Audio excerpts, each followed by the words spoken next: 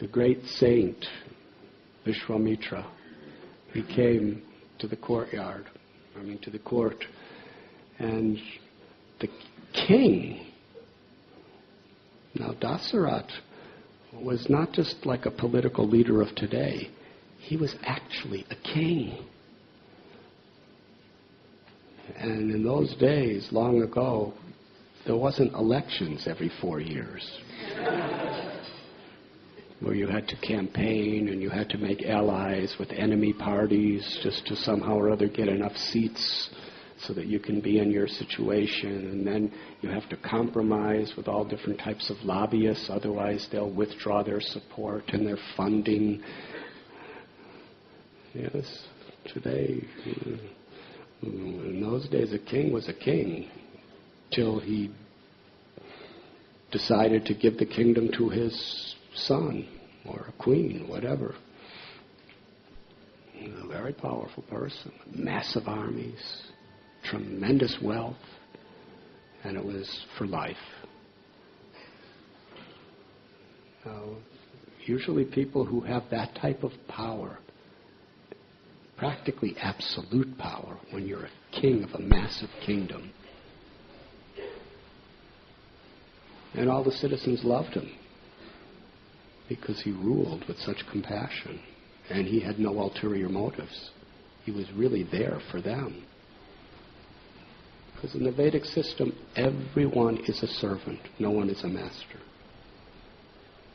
Only God is master. And even God likes to serve.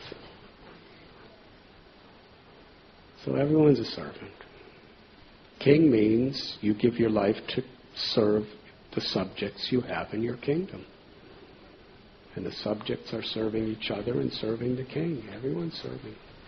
The guru is serving the disciples are serving the guru. Jivera Swarupoi Krishna Nityadas, but everyone's in the spirit of service. That's spiritual consciousness. So here is Dasarat Maharaj. He's more than a billionaire. He's the proprietor of everything in his kingdom. And he's sitting on his magnificent throne. And in comes Vishwamitra. Vishwamitra's just wearing tree bark. He has no house. He has no home. He lives in the jungle, sleeping on the ground. No possessions. His only set of clothes is some tree bark around his body. And he comes in, but because he's a saintly person, he has attained the wealth and the power of self-realization. And Dasarat Maharaj understood that as a king, he had attained the wealth and the power of the things of this world, but it didn't compare to what Vishwamitra had. So from his heart, he came down off his throne and put Vishwamitra on his throne and washed his feet. Such a humble position. Washing feet is not like if you go to the hospital and you have a cut on your foot and the doctor will wash your feet.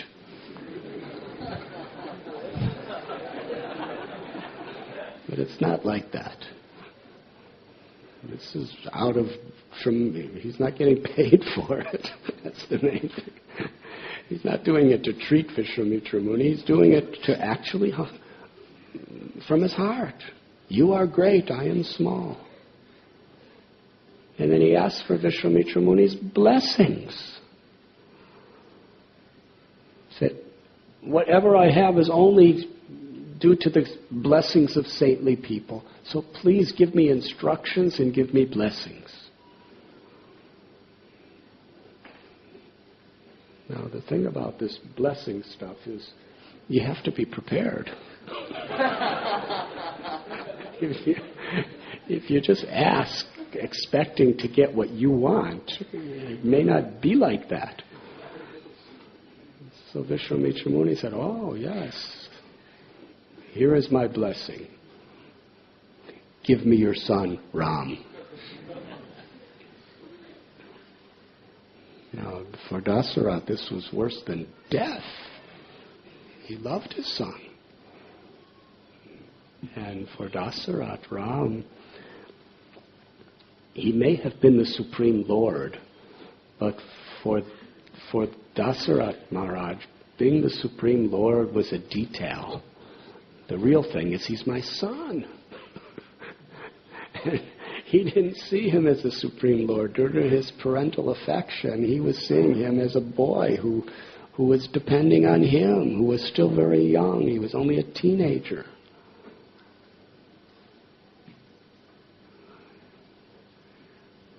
And you want to take him into the forest to fight against Rakshasas? Very, very powerful, mystical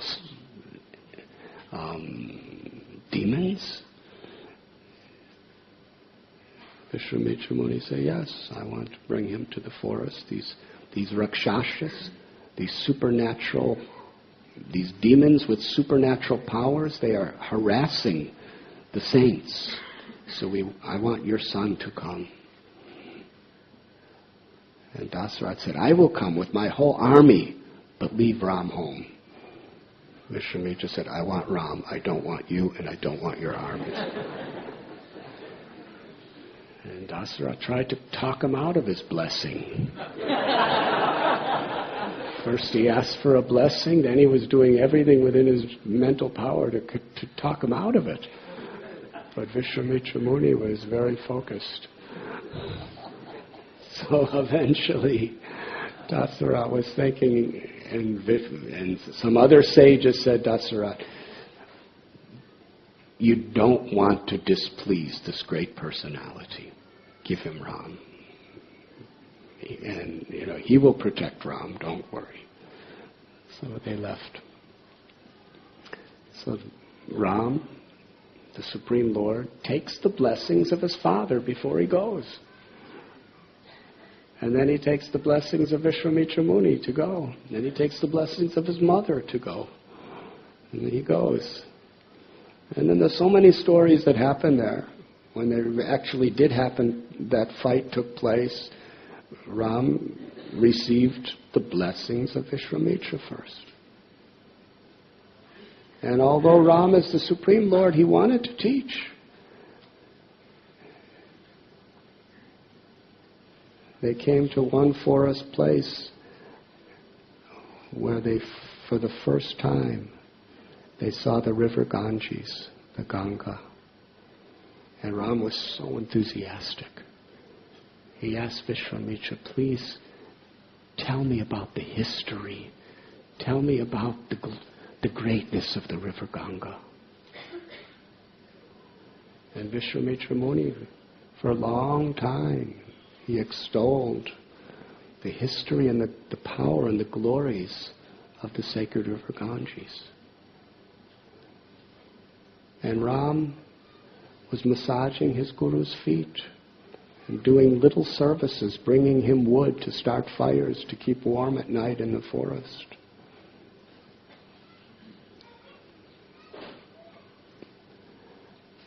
And then Vishwamitra Muni led them toward Mithila. Mithila, the kingdom of Janak. And Vishwamitra Muni told Ram and his brother Lakshman that here in this beautiful kingdom there is an ancient bow. And anyone who could lift and string this bow will get Sita, the princess's hand, in marriage. Ram and Lakshman listened. When they came into the kingdom, Janak Maharaj heard Vishwamitra Muni's come. So he first sent ministers there to greet him.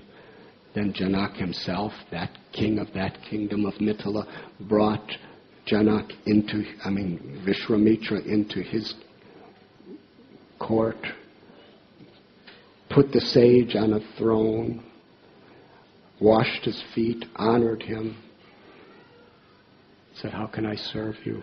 Please give me your blessings.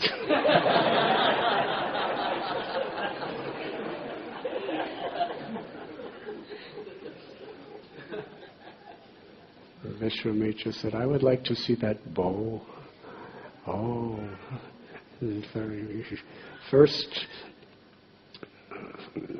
First he introduced who is Ram and who is Lakshman, the children of Dasarat Maharaj in Ayodhya. And immediately Janak was thinking, if only he could take my daughter Sita in marriage. Because, well, actually, Janak told the story of the bow to Vishwamitra. He said, long ago there was a great battle of the Devas and the Asuras, and Lord Shiva personally gave his own bow to the Devas. But there was no need for it at that time. So the Devas handed it down, they gave it to my great forefather, and this bow has been worshipped within our kingdom for many, many generations. Now one day, when I was about to do a sacrifice, a yajna, for the welfare of all my citizens, I was plowing with a golden plowshare the ground around the sacrificial arena, and out from the earth came a beautiful golden girl. Her name is Sita, born of the earth. And she's so beautiful. In fact, Narada Muni told me that she's the goddess of fortune herself.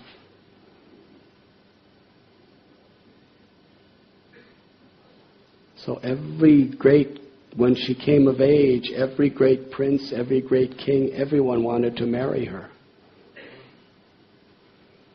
But if she's the goddess of fortune, she fixed her mind only on the Supreme Lord, Vishnu. So I decided to put a test that only a person who could lift this bow and string it will take the hand of Sita in marriage.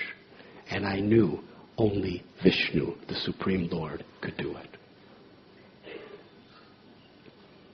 So king after king, prince after prince, warrior after warrior, everyone is coming. This bow is it's so heavy that no one is even able to budge it slightly from where it's laying down. Even the mighty Ravana couldn't take it off the table.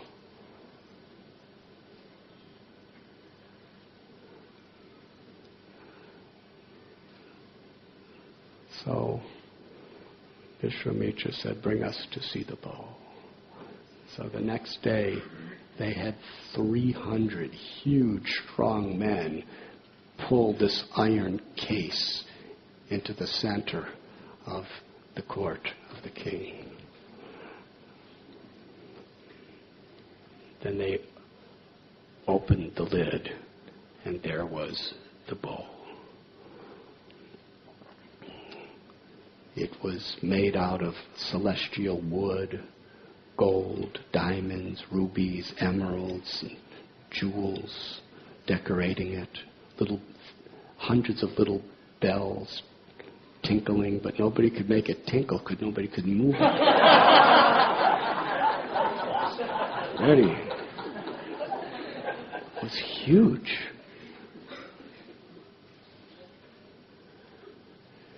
And the word spread throughout all of Mithila that Ram, the prince of Ayodhya, has come and he's going to try to lift the boat.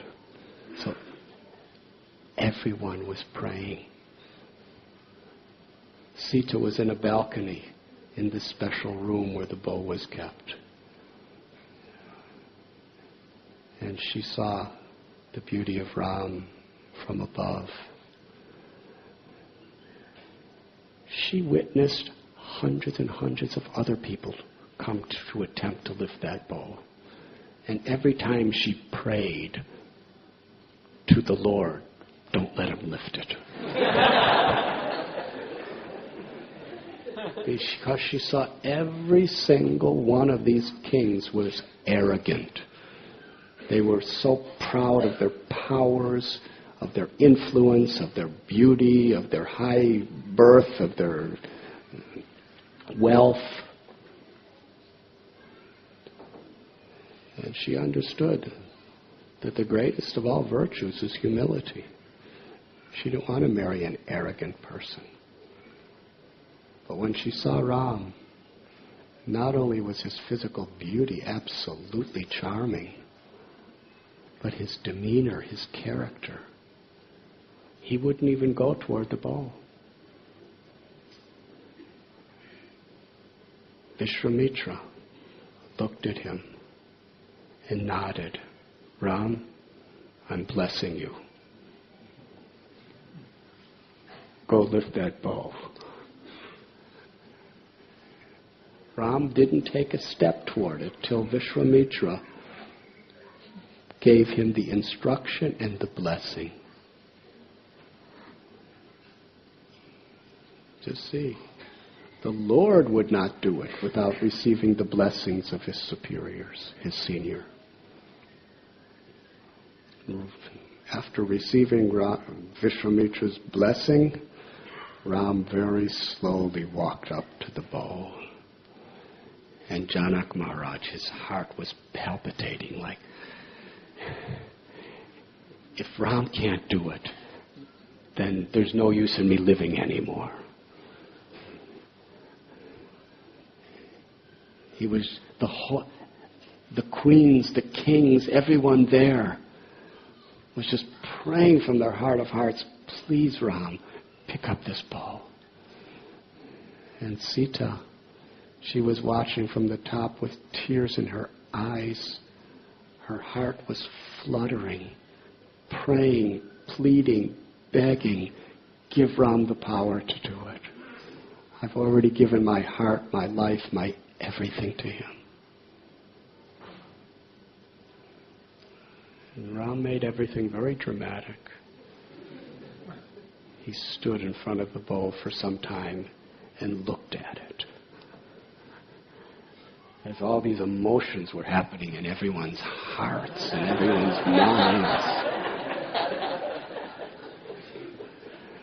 Because, they were looking, his hands were so soft like the petals of a lotus flower. And his arms were so tender and smooth. And the bow was so heavy and coarse and hard. And how is this little prince going to possibly be able to do it? But he has to do it because no one else is qualified to marry Sita. And Sita, her whole life was on the line. She already gave her heart and her soul to Ram. And Janak had already in his heart felt there's no other man that can marry my daughter. But at the same time they vowed, that person has to lift the bow and string it. String it means bend it. So Ram stood there looking. The only person who didn't have any agitation in his mind was Vishwamitra Muni. Because Vishwamitra Muni knew the power of Ram. He's the Supreme Lord. Very interesting relationship. Ram asked blessings from Vishwamitra Muni, and Vishwamitra Muni understood that Ram's my Supreme Lord. Whatever blessings I have is only coming from him.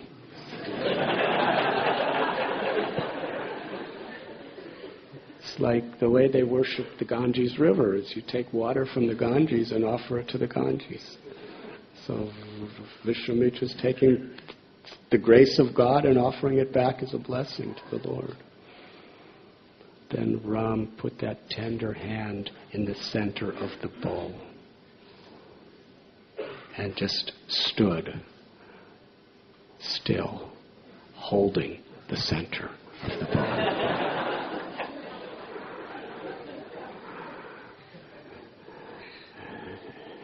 Everybody's minds were just soaring with anticipation, unbearable anticipation.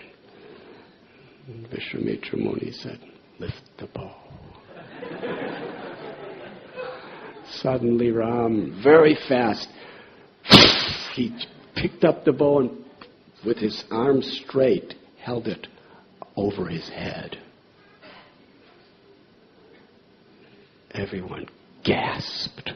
It was inconceivable. It was incredible. It was unbelievable. No, even the greatest, most powerful people on the planet, many of them together, couldn't lift it off the table. And this teenage prince, Ram, just lifted it right over his head effortlessly. As effortlessly as a person just picks up a little piece of bamboo. Then he placed one end to the ground. Then he took the top end and bended it and put the string and strung the bow. There was absolute, total silence during this whole procedure.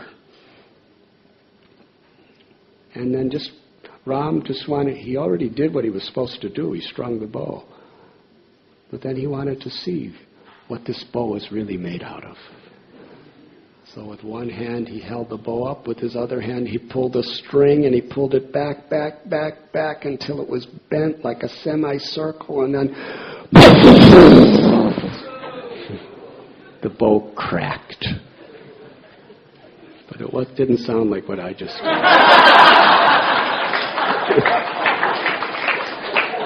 It was thunderous. The entire earth shook. The chandeliers in the palace were going like this.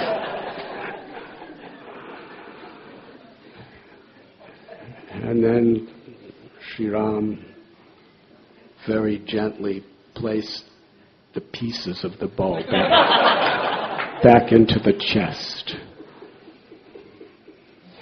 Meanwhile, Janak's eyes were filled with tears. It was the happiest moment of his entire life. And Sita on the balcony, she was smiling. She just wanted to jump and start dancing.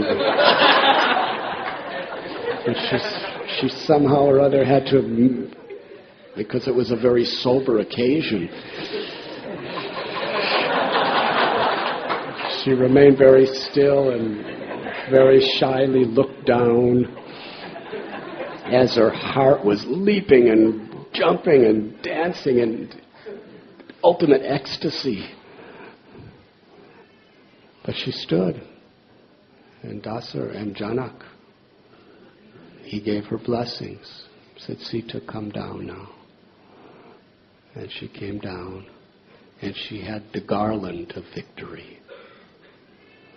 The garland that for years so many people strive for, but nobody could get near it.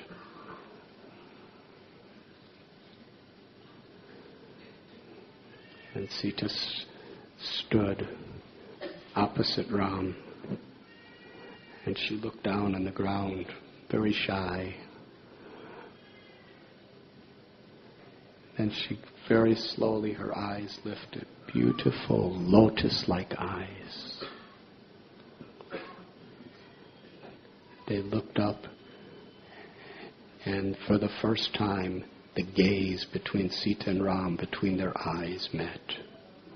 And at that moment, they both totally gave their hearts to each other. The relationship, their eternal relationship, was reunited. And they both gave their absolute infinite love to each other through their glance. And Sita then looked down. And Janak Maharaj said, my beloved Sita, offer the garland of victory to Ram. And she very slowly approached, lifted her arms and placed that golden garland around Ram's neck. At that moment, everyone in the kingdom of Ayodhya was singing and dancing and praising, and flowers were falling from the heavens upon Sita and Ram.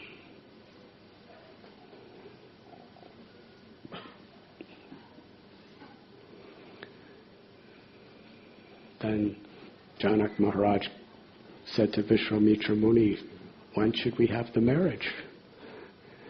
Vishwamitra Muni said, immediately. So they sent messengers to Ayodhya. Took 3 days to reach there. And they came, because in those days it wasn't like internet. Now, people would be watching on satellite TV, the live performance of Rama. But nobody knew about it. 3 days later, the messengers came to King Dasaratha in Ayodhya and told him what happened. And this is the amazing thing. He and his wife were thinking so intensely about who could possibly be a fit wife for Ram. And they couldn't conceive of who would be the proper wife for Ram. And just the day Vishwamitra Muni came, they were just discussing it and talking about it. And what appeared to be the worst possible thing, that Vishwamitra Muni was taking him away. Because even though it appeared to be a reversal in his life, because he reciprocated with the mercy, with the grace, the blessings of the sage, ultimately his innermost desire was fulfilled by Ram leaving. And then Dasaratha said, immediately, we will bring our armies, we will bring our ministers, we will all go for the wedding. Took him 5 days to reach there. And Dasaratha and Janak, old friends, they sat down together and made all the arrangements for the marriage. And Vashishta Muni was there as the head priest. Should I continue? I'll end real soon because it's becoming late.